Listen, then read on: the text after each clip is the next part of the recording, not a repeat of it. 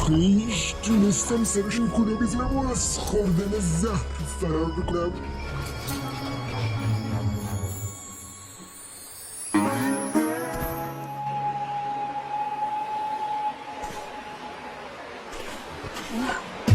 این تحریم ها رو چیکار کنم؟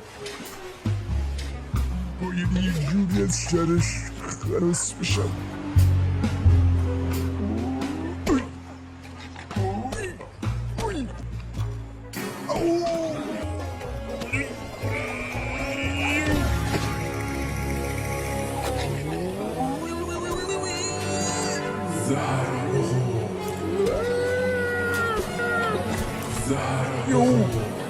یعنی تحریما رو منو به کشتن میده.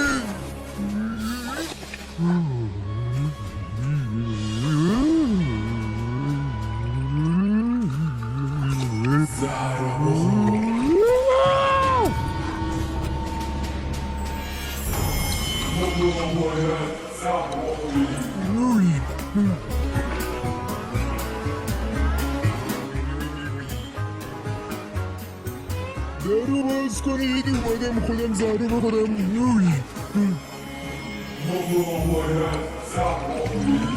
غلط کردم که زهر نخوردم. باز کنید.